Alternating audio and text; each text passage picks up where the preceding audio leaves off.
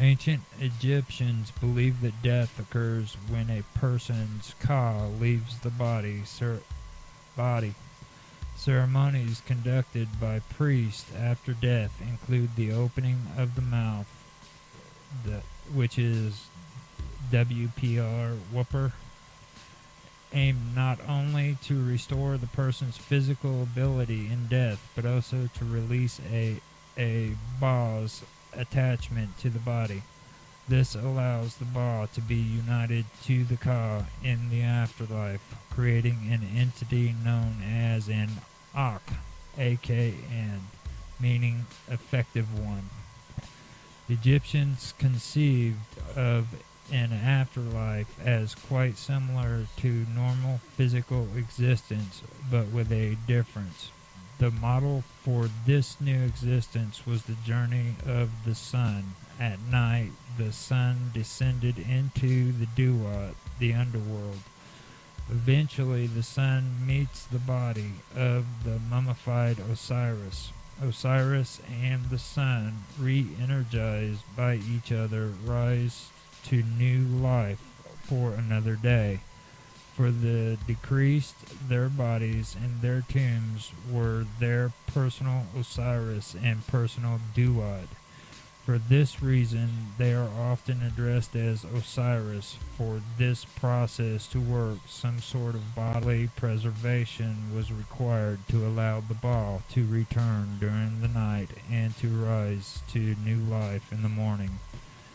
However, the complete Aku, AKHU, were also thought to appear as stars. Until the late period, non-royal Egyptians did not expect to unite with the sun deity, it being reserved for the royals. The Book of the Dead, the collection of spells which aided a person in the afterlife, had the Egyptian name of the Book of Going Forth by Day. They helped people avoid the perils of the afterlife and also aided their existence, containing spells to assure not dying a second time in the underworld, and to grant memory always to a person. In the Egyptian religion, it was possible to die in the afterlife, and this death was permanent. The tomb of Paheri in an 18th dynasty monarch of Nekhem has an eloquent description of existence, and it's translated by James P. Allen as your life happening again without your Ba being kept away from your divine corpse, with your Ba being together with an Ak. You shall emerge each day and return each evening. A lamp will be lit for you in the night until the sunlight shines forth on your breasts. You shall be told, welcome, welcome unto this your house of the living. And that is the ancient Egyptian concept of the soul. Now, you also had lector priests, and lector priest in ancient Egypt was a priest who recited spells and hymns during the official ceremonies, such as temple rituals. Such priests also sold their services to laymen, reciting texts during private epitropic rituals or at funerals. As such, they were some of the most prominent practitioners of magic in ancient Egypt. In ancient Egyptian literature, lector priests were often portrayed as the keepers of secret knowledge and the performers of amazing magical feats. The highest ranking lector priest in a temple, the chief lector priest, managed the temple's archives of ritual texts. The term lector priest is usually used to translate the Egyptian title T, which is spelled HRY/HB.T,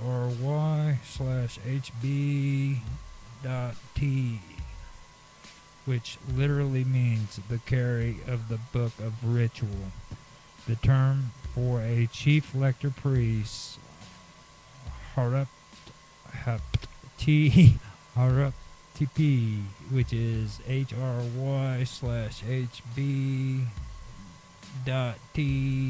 HRY/TP. If you guys can understand what that is, how that pronounced, then good for you. Was so closely associated to magic that in late Egyptian, the southern form Harai tip became a general term for magician. Lector priests wore a sash across the chest that indicated their position.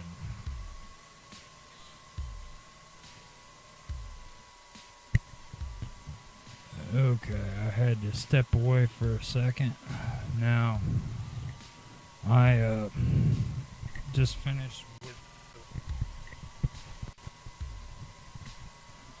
finished with the lector priest, and now I am going to talk about the field of reeds, which is the Oru, spelled capital A, lowercase a, R-U, which was the Egyptians' equivalents to heaven.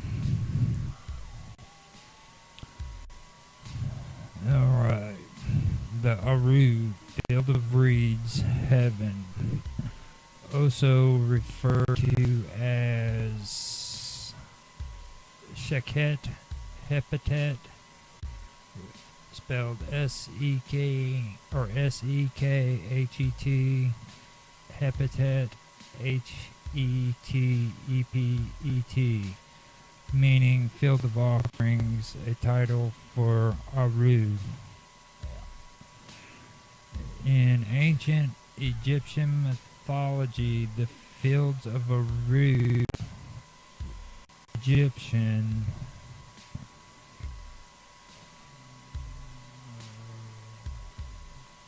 also meaning reeds, is I-R-I, capital A-R-W, is the word, and it means reeds.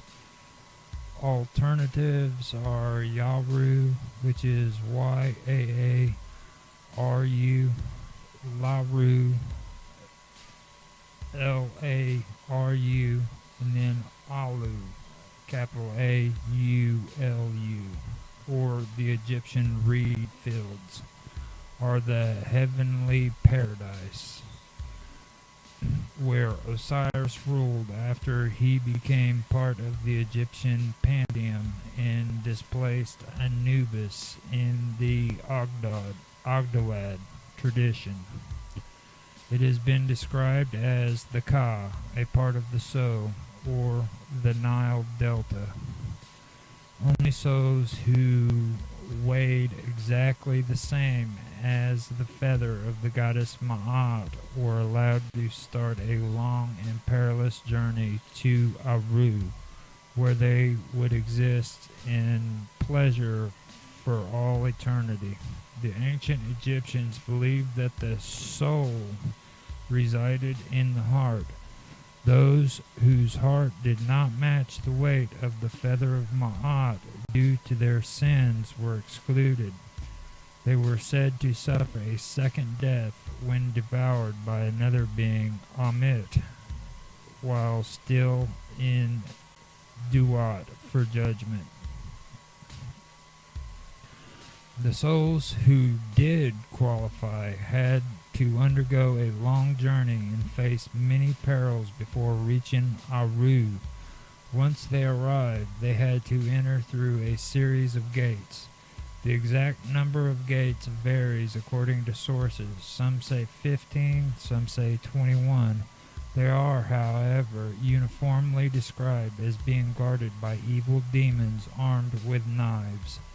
Aru usually was placed in the east where the sun rises and is described as eternal reed fields, very much like those of the earthly Nile Delta, an ideal hunting and fishing ground, and hence those decreased who, after judgment, were allowed to reside there were often called the eternally living.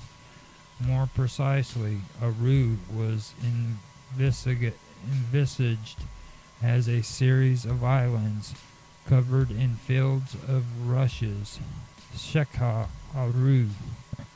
Aru being the Egyptian word for rushes.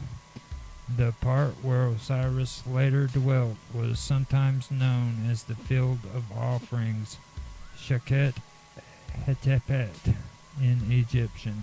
I hope I spelled or said that right. So now, the Amduat. The Amduat, literally that which is in the afterworld, is also translated as text of the hidden chamber which is in the underworld, and the book of what is in the underworld is an important ancient Egyptian funerary text of the New Kingdom. Like many funerary texts, it was found written on the inside of the pharaoh's tomb for reference. Unlike other funerary texts, however, it was reserved only for pharaohs until the 21st dynasty, almost exclusively, or very favorable nobility. It tells the story of Ra, the Egyptian sun god who travels through the underworld from the time when the sun sets in the west and rises again in the east. It is said that the dead pharaoh is taking this same journey, ultimately to become one with Ra and live forever. The underworld is divided into 12 hours of the night, each representing different allies and enemies for the pharaoh sun god to encounter. The Amdua names of all these gods and monsters. The main purpose of the Amdua is to give the names of these gods and monsters to the spirit of the dead pharaoh, so he can call upon them for help to use their name to defeat them, as well as enumerating and naming the inhabitants of the Duat or Dwat, both good and bad.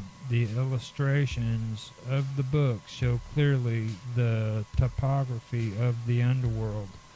The earliest complete version of the Amdua is found in XV 34, the tomb of Thutmose III in the Valley of the Kings. In Hour 1, the sun god enters the western horizon, Ekhet, which is a transition between day and night. In Hour 2 and 3, he passes through an abundant watery world called Warnes.